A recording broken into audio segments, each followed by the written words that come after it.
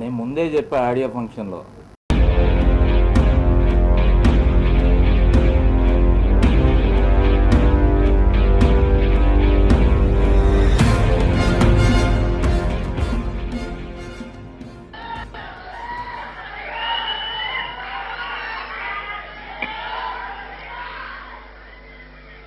నేను ఈ సినిమా గురించి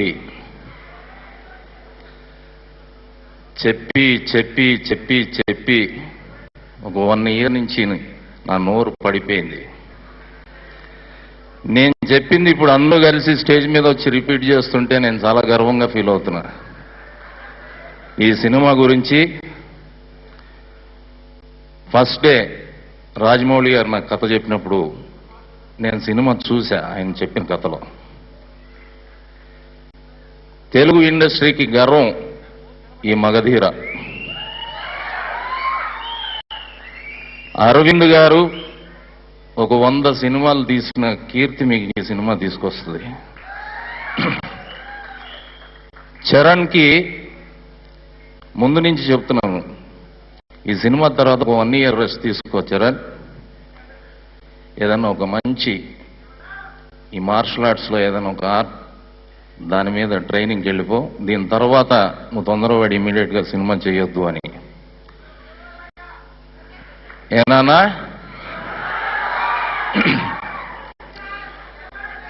చరణ్ కూడా 100 సినిమాలు కీర్తే. అలాగే ఈ సినిమాలో పనిచేసిన ప్రతి ఒక్కరికి నేనైతే చాలా గర్వంగా ఫీల్ అవుతున్నాను. దిల్ రాజు గారికి ఇందాక చెప్పా, ఈ సినిమా తర్వాత నేను రిటైర్ అయిపోతాను, ఇక సినిమాలు చేయను అని.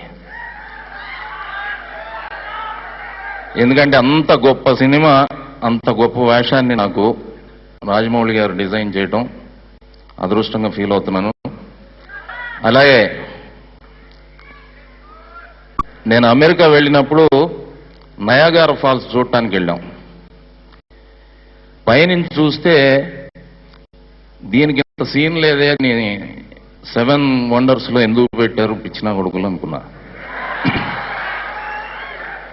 నయాగారా ఫాల్స్ లోపలికి వెళ్ళిన తర్వాత చూస్తే జన్మ ధన్యం అయిపోయింది. నా కళ్ళు సరిపోలేదు అది చూడటానికి. అలాంటి ఫీలింగే ఈ సినిమా కూడా, కళ్ళు సరిపోవు. అంత గొప్ప సినిమాని దాంట్లో పనిచేసే మంచి వేషాన్ని నన్ను నమ్మి ఇచ్చినందుకు రాజమౌళి గారికి మళ్ళీ ఒకసారి ధన్యవాదాలు తెలియజేస్తూ, అరవింద్ గారికి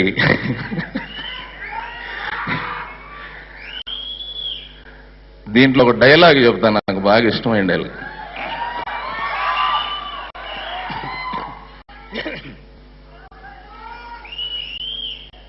భైరవా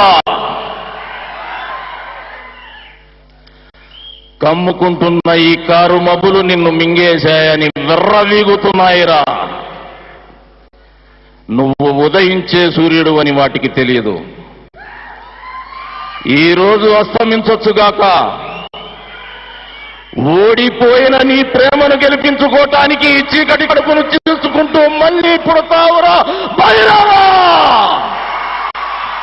థ్యాంక్ యూ. రాజమౌళి గారికి అలాగే కీరవాణి గారికి పాటలు అయితే నేను వినలేదు, బట్ డబ్బింగ్ చెప్పేటప్పుడు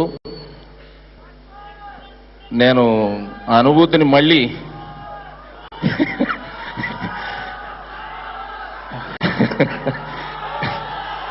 చాలా టైం ఉంది. గుర్రం అంటే మమ్మల్ని జైపూర్ తీసుకెళ్ళి డైలాగా అరవింద్ గారు ఒకటేసారి ఇచ్చాడు నాకు డబ్బులు.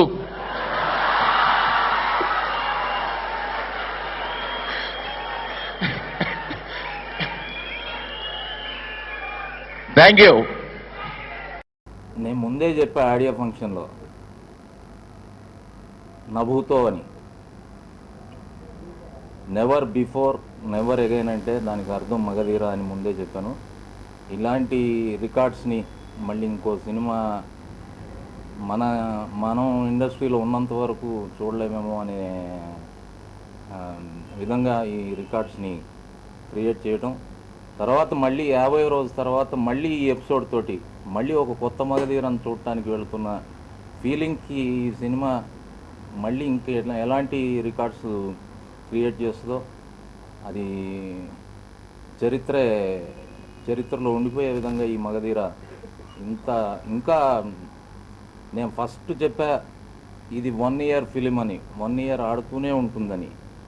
బట్ ఇన్ని వందల థియేటర్స్లో వేసిన తర్వాత కూడా ఇంత గొప్ప రికార్డ్స్ రావటం అనేది నిజంగా చరిత్రలో ఏ సినిమాకి జరగలేదనేది అందరూ ఒప్పుకున్న నిజమే. సో ఈ ఎపిసోడ్ తోటి మళ్ళీ కొత్త మగధీరని మళ్ళీ మీరు బ్రహ్మాండంగా ఎంజాయ్ చేస్తారని గర్వంగా చెప్తున్నాను.